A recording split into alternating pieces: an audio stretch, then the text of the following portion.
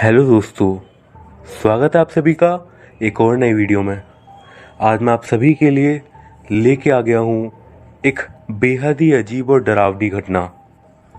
एक ऐसी घटना जिसे सुन के आपके शरीर के रोंगटे खड़े हो जाएंगे। तो चलिए दोस्तों, शुरू करते हैं वीडियो। ये कहानी मेरे दादाजी के साथ घटी थी और ये तकरीबन 1960-70 की बात है।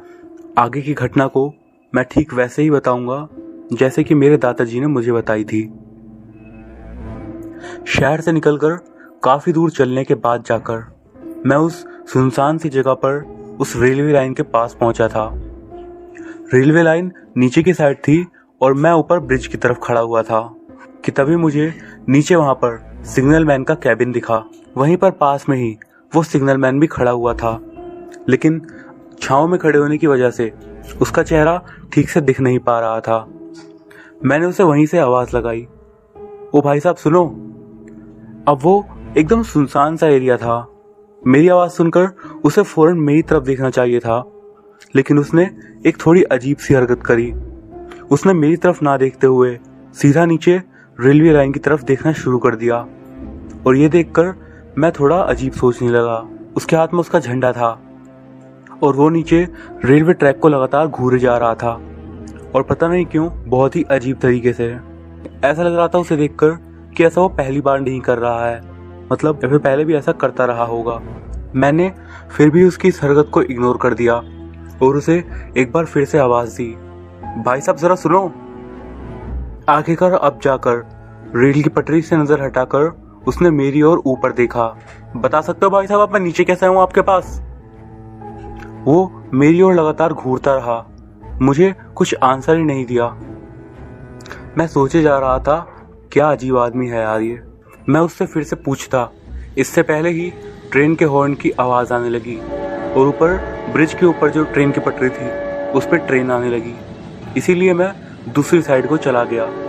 उसके बाद मैं फिर से उससे पूछा तो उसने इस बार मेरे को रास्ता बता दिया। नीचे आने का रास्ता काफी ज्यादा अजीब सा था।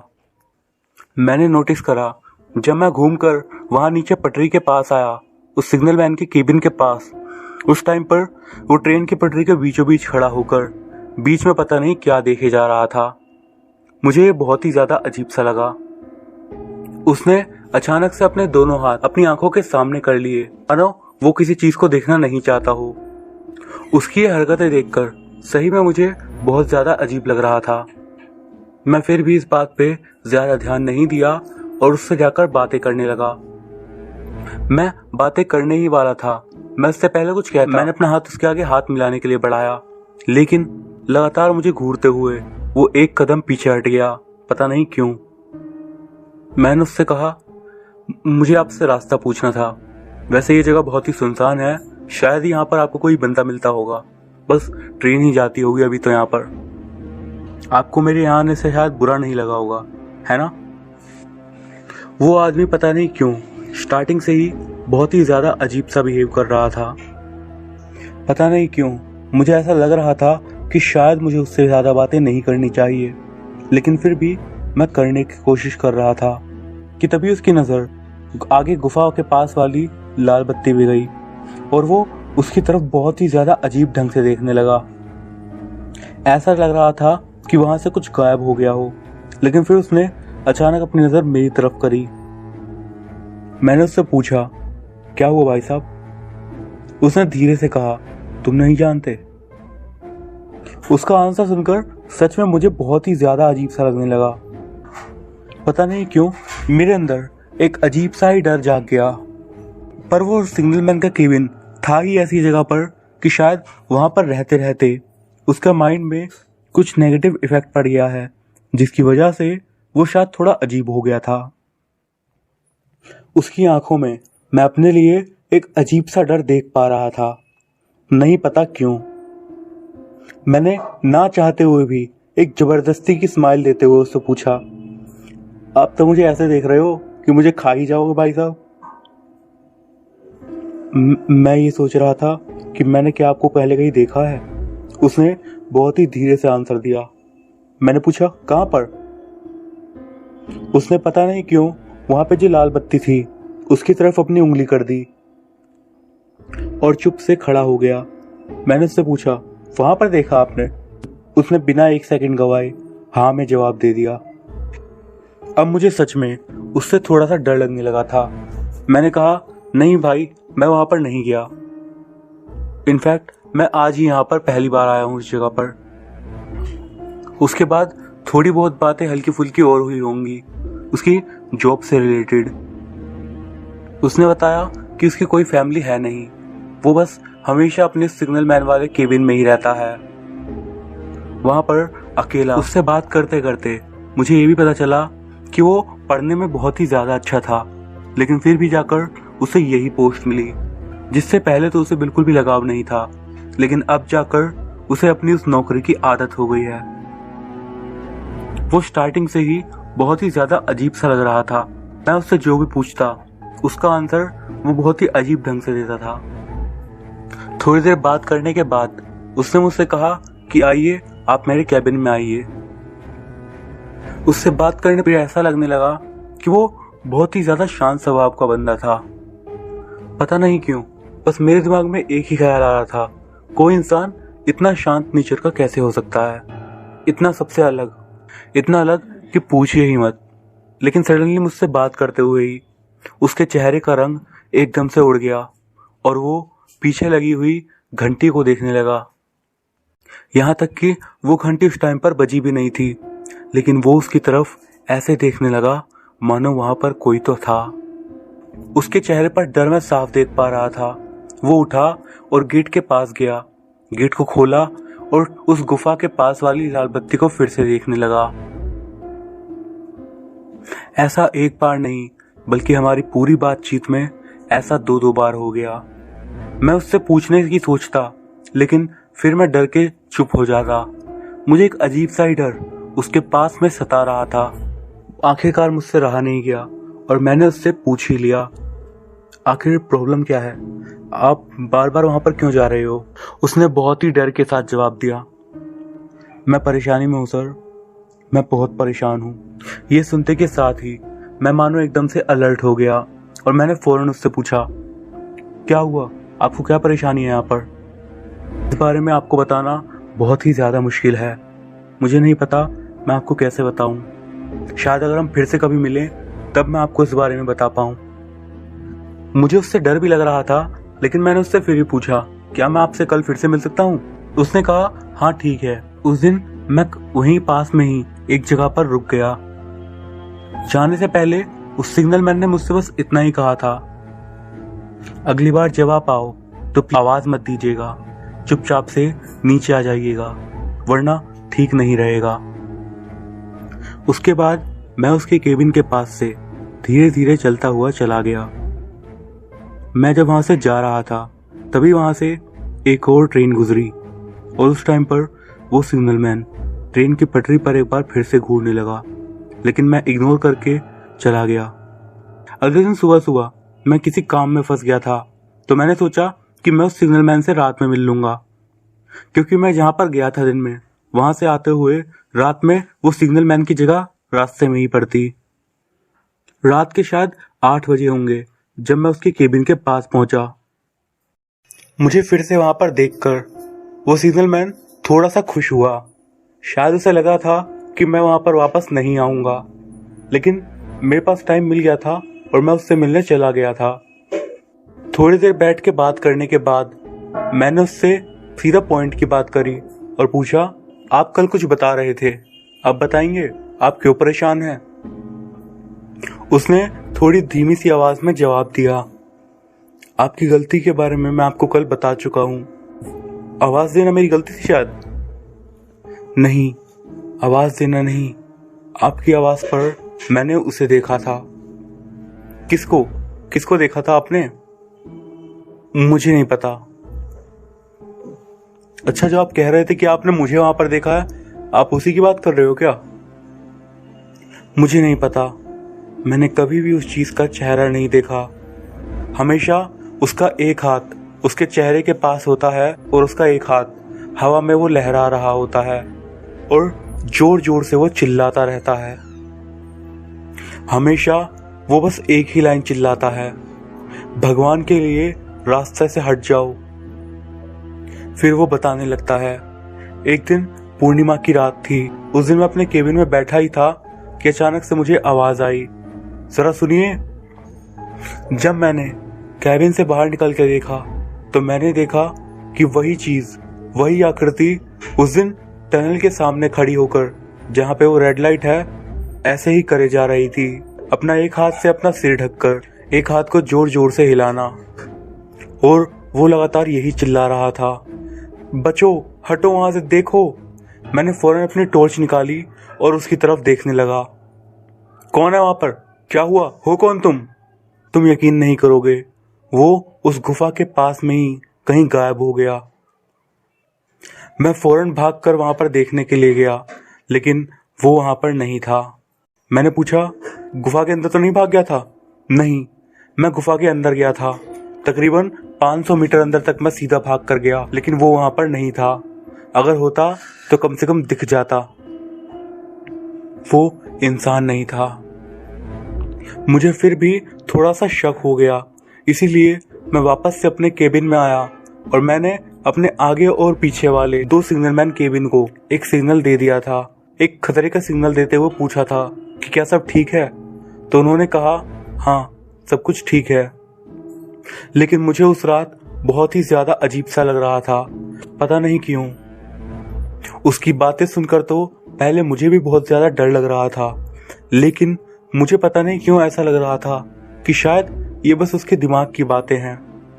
मैंने उससे कहा, आप कहना चाहते हो वो कोई आत्मा था? उस सिग्नल मैन ने बस अपनी गर्दन नीचे को कर दी। मैंने कहा, बस आपने उसकी परछाई तो देखी, हो सकता है आपका वहम हो। फिर उसने झटके से बोलना शुरू करा, जब मैंने उसे पहली बार देखा, उसके ठीक 6 घंटे बाद एक बहुत ही भयानक एक्सीडेंट हुआ। एक्सीडेंट टनल के अंदर हुआ था। थोड़ी हैरानी की बात तो ये भी थी कि उस एक्सीडेंट में जितने भी लोग मारे गए थे, उन सबकी लाश को उसी जगह पर ला के रखा गया जहां पर मैंने वो परछाई देखी थी। उसकी ये बात सुनकर मेरे अंदर बस एक डर की लहर सी दौड़ गई। मैंने फिर भी उससे कहा, ये कहीं एक इत्तेफाक होगा। नहीं, वो जब भी दिखा है कुछ ना कुछ होता है। आखिरी बार तकरीबन आज से 7 महीने पहले एक्सीडेंट वाली घटना के बाद मैं थोड़ा सा डर गया था, लेकिन फिर सब कुछ ठीक हो गया था। लेकिन उस दिन सुबह सुबह अचानक से मैंने वही परछाई फिर से देखी और मैं उसे देखकर एकदम दंग रह गया। मैंने उससे फिर से पूछा, क्या उस बार वो चिल्लाया? उसने कहा, नहीं, उस बार वो बस चुपचाप खड़ा हुआ था। मैंने फिर पूछा, क्या उसने फिर से अपना हाथ दिखाया? उसने कहा, नहीं, उसने हाथ नहीं दिखाया, बल्कि उस दिन उसने अपने दोनों हाथों से अपना चेहरा ढक रखा था, मानो वो किसी चीज को देखना नहीं चाहता हो। मैं एक बार फिर से उसके पास भाग कर गया, लेकिन पता नहीं कैसे वो देखते ही देखते मेरी आंखों के सामने से ओझल हो गया। वो पक्का कोई आत्मा थी। आपको कैसे पता? क्या इस बार भी कोई एक्सीडेंट हुआ? वो सिग्नलमैन एकदम शांत हो गया और एकदम शांति से उसने एकदम धीमी आवाज में बोला, उसी दिन शाम के समय एक ट्रेन उस गुफा में से बाहर आई। उस ट्रेन के बाहर आते के साथ ही वो अपनी पटरी से उतर गई और उस हादसे में 2 औरतों की जान चली गई। उन 2 औरतों की लाशें भी ठीक उसी तरीके से उसी जगह पर रखी गई थी जैसे पिछले एक्सीडेंट वाले मरने वालों के लोगों की रखी थी। इस बार मैं इतना ज्यादा डर गया था कि मैं बता भी नहीं सकता।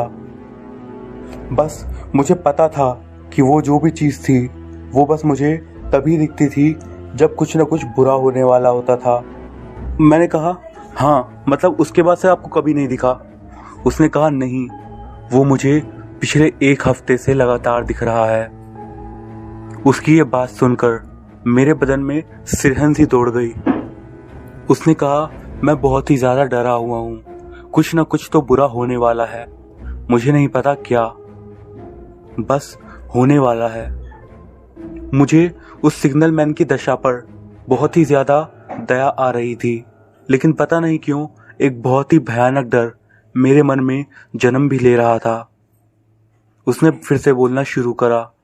मैं जब भी उसे देखता हूँ मैं बहुत ज़्यादा डर जाता हूँ। जब आप कल पहली बार आए तब भी मुझे वो दिखा था और उसे मैं लगातार घूरे जा रहा था और वो लगातार अपने माथे को अपने हाथों से ढका हुआ था।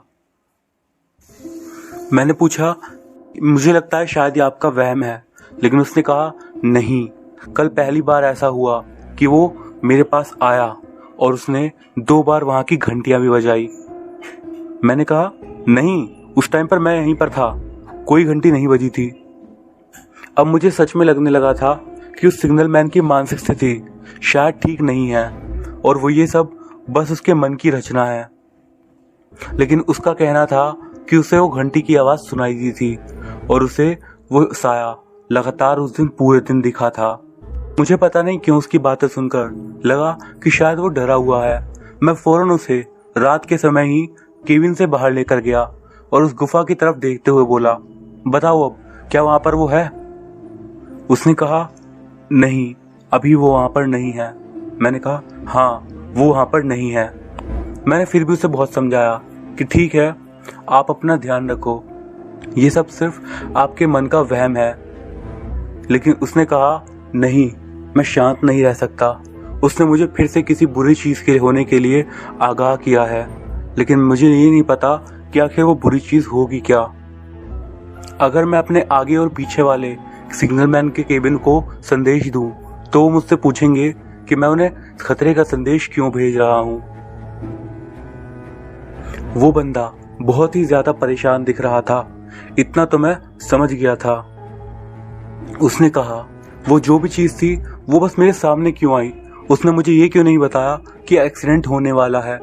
उसने मुझे दूसरी बार ये क्यों नहीं बताया कि फिर से एक्सीडेंट होने वाला है? और उसने इस बार भी नहीं बताया कि क्या होने वाला है। मैं बस उस साए से डर के रह रहा हूँ।